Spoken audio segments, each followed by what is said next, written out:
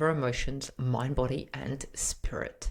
This podcast is dedicated to individuals who are on the quest to uncover their truth, understanding their genetic and spiritual DNA, and learning how to harness this knowledge to achieve optimal health. But this isn't just another health podcast.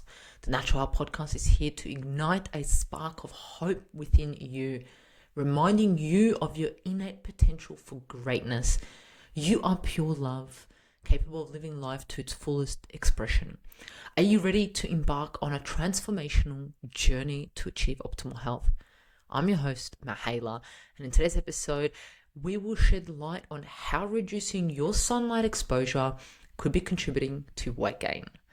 Have you ever wondered why some people seem to effortlessly maintain healthy weight while others struggle unwanted kilos?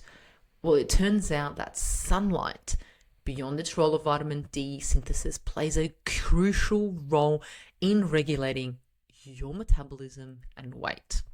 And today's episode, that's exactly what we're going to dive deep into, the fascinating science behind how sunlight affects our physiology and impacts your hunger, satiety, and also energy expenditure. We're going to uncover the surprising ways that reducing your sunlight exposure can disrupt the delicate balance of hormones that control your appetite, metabolism, and potentially leading to weight gain.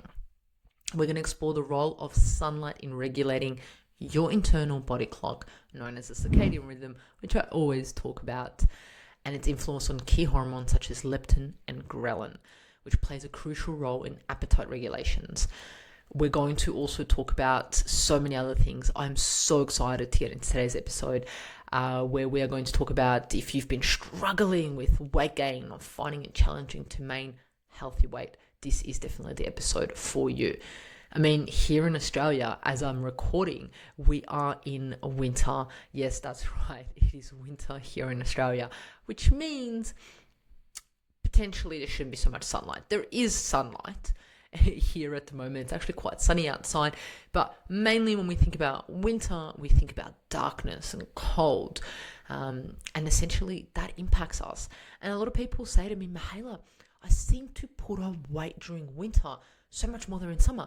In summer, I eat more than I do in winter, and it just goes away. There's so many factors that contribute to it, but one of the key ones that I'm going to be talking about today is sunlight. And I know I always talk about sunlight, how you should be exposing yourself to sunlight, and how amazing it is. And you've heard so many individuals blab your ears out how amazing sunlight is because of vitamin D and the mood and so forth. But today I'm going to just change it a little bit and talk about how important sunlight is for maintaining your appropriate weight. So essentially, I'm going to go a little bit sciencey, but I'm going to keep it short and simple. We're going to be talking about blocking light and this thing called MSH, right? And MSH is melanocyte-stimulating hormone.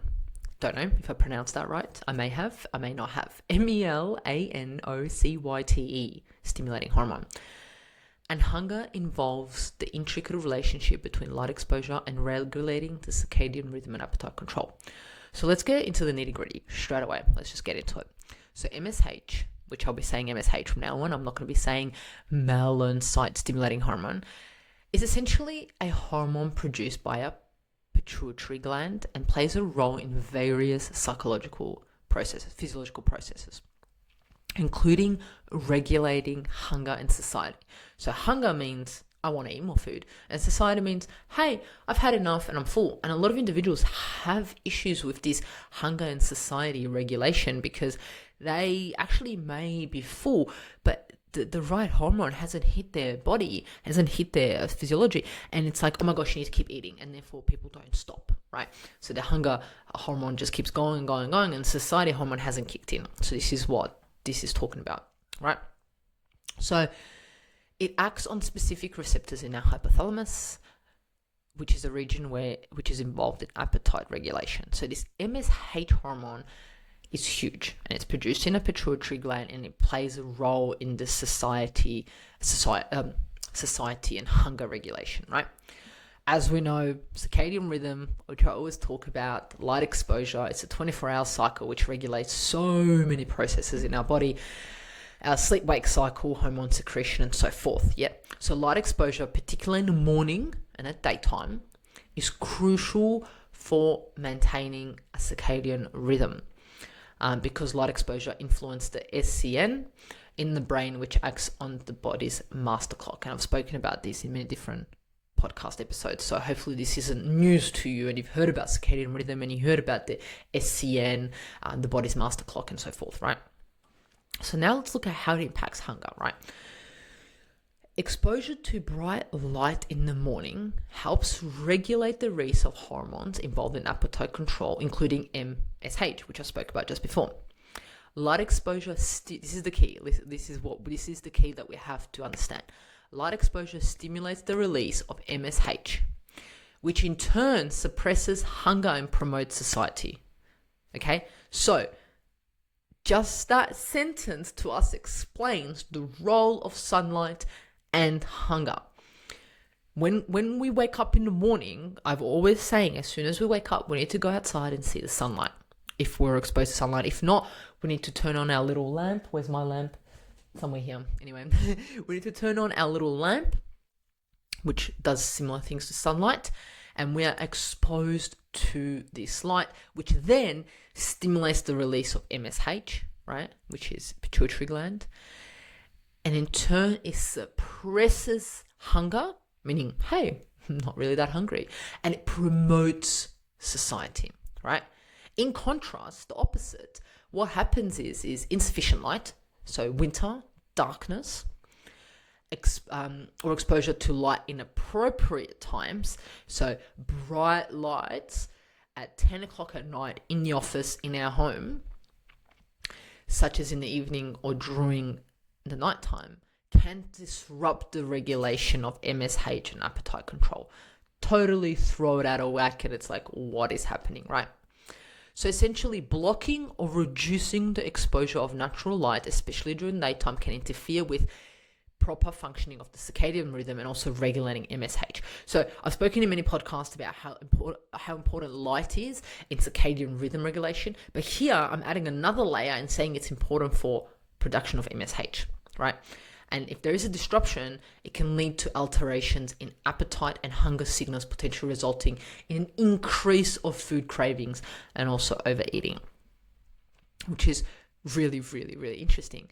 So if someone can't lose weight, if someone has put on weight, one of the questions that you can ask them, or even yourself, if this is you, what do you do first thing in the morning?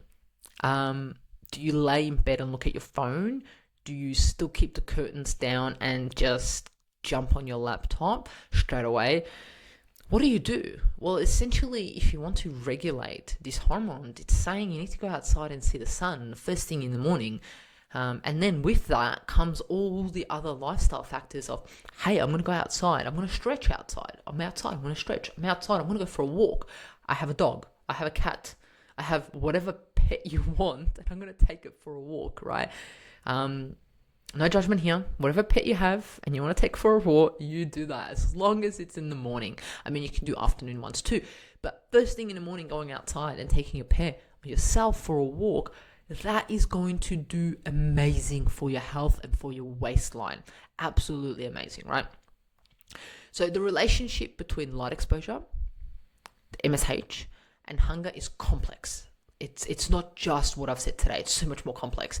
You can probably talk about it for hours and hours and hours. I can make a whole podcast episode about. But this is just a simple little podcast episode to make you think and go, wow, this is why it is good for me to be outside. Or in winter, if I want to maintain my weight, then cool, I need to go see the sun and be exposed to it because I know I feel so much better in summer and I don't put any weight on in summer, right?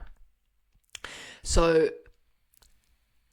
exposure to natural light, particularly in the morning, may positively influence the balance of hunger and satiety hormones such as MSH, and can also contribute to a healthier appetite and better weight management control. Natural light exposure helps regulate our circadian rhythm, which has so many other benefits, right? So many other benefits, which is vital for so many processes in our body, including metabolism and also overall health. So incorporating habits like this that allow us to have sufficient exposure to natural light, spending time, so reducing the amount of time that we're spending indoors and spending more time outdoors, opening curtains and blinds in the morning as soon as you wake up. I always said, as soon as you wake up, open every single blind up, let everyone see, say good morning to everyone. This is me, I'm alive for another day. I'll put up all the curtains, I'm going to say hello to my neighborhood and hopefully produce some MSH, which is going to be beneficial for the waistline, right? And in addition to that, you get to bond. You get to bond with your neighbors, you get to bond with yourself, you get to bond with your pets. It's all good things. You're not doing any harm, right? So essentially, it's going to have a benefit in supporting healthy appetite and overall well-being. And this is where, what do you do? So this is a research study that I looked into that spoke about MSH and hunger control and so forth. And this is why I thought I'll talk about this topic. So one of the things that you don't want to do, and I see a lot of people doing, is as soon as they wake up, they put on blue light blocking glasses. No. I was actually going to call this episode Why Blue Light Blocking Glasses Are Making You Fat. But I thought, hey, I'm not going to do that because it'd probably really be clickbaity and a lot of people click on it and watch it. But I thought, hey, I want to speak the truth. Part of it is the truth. If you do put on blue light blocking glasses in the morning, it's going to block that light, the beneficial light that you need in the morning, right? We want them at nighttime. We want them at times where we're trying to calm down and reduce, especially the orange ones or red ones. Essentially, the whole episode here I'm trying to say is we need to expose ourselves to light in the morning and expose ourselves to darkness at night. A lot of us don't even give ourselves the opportunity to expose ourselves to darkness. We just want to have light all the time because we want to be productive, we want to be efficient 24/7. We can't. We need to be in line with our circadian rhythm, which is being awake in the morning, lighttime, and being asleep at night, which is dark time. Right? As soon as the sun is out, we're awake and we are vital. Even when you look at plants, how they function, they're alive and they're growing when the sun is out. At nighttime, they're asleep. They're like all jungled up like this. I have a plant, it's called like the prayer plant. And at nighttime, it goes in like this, right? And then during the day, it comes out like that. That's exactly what we should be doing. At nighttime, we should be curling up, regenerating, repairing, preparing ourselves for the next day. And the next day we should be out and be like, I'm ready to take on the world. I am here. This is me. I'm going to go see the sun. I'm going to produce some MSH. And I'm going to regulate a proper hunger and satiety response. And that's the other question is, do you have a proper hunger and satiety approach? And that's something that you can look into when you do eat. Do you get signals saying this is enough food? Do you get signals of hunger? Most people don't even get signals of hunger. Most people don't even say, hey, I'm hungry. They just eat because it's 1 o'clock. They just eat because it's 7 o'clock. That in itself is an issue. This is stuff that you need to look into and understand how your body works. Does your body work the way it is designed to work? Because we all have a baseline of weight that our body works optimal at. For some people it's more, for some people it's less. As long as we know and understand our body, what seems to be the right weight for us, right? And this is something that you only know and you are able to understand yourself. I hope I brought some type of education to you this episode. I do try and keep these short and everyone's busy. Maybe you can listen to this on 1.5 because I listen to most of my podcasts on 1.5 or 2. I talk pretty fast, so it'll be interesting to see if you can. Let me know if you actually listen to it on 1.5 or 2 because I'll probably sound like something like this. I'm really fast. Anyway, so I hope tomorrow morning you get up, you go outside, see the sun, and see if it has an impact on your satiety levels. You might actually be like, hey, I'm hungry and I get a signal to stop eating. Thank you very much, sun. You're the best thing ever. So you can only understand your body by listening to it. All right, awesome. Thank you so much for joining us on the Natural Health Podcast, and I'm going to see you on the next episode. content and information provided here is the opinion of Mahela Raguse and is for information purposes only and does not constitute medical advice. It is not intended to provide medical advice or take the place of medical advice or any current treatment you're undertaking. Consult your own medical professionals for any medical issues that you may be having. This entire disclaimer also applies to any guests or contributors to the Natural Health Podcast. It is advised that you consult your doctor or healthcare professional in relation to any health concerns you may be having. Mahela Raguse does not take responsibility for any health consequences which occur from a person listening, viewing, or reading this content. Under no circumstances shall the Natural Health Podcast, Mahela Raguse, any guests or contributors to the Natural Health Podcast, or any employees, associates, or affiliates of Mahela Raguse be responsible for damages arising from the information provided on the Natural Health Podcast. By listening to this podcast, you agree not to use this podcast as medical advice to treat any medical conditions in either yourself or others. Please note, if you're taking prescription, do not stop your medication or start a new protocol, including but not limited to supplements, diet, lifestyle changes without consulting a doctor or healthcare professional.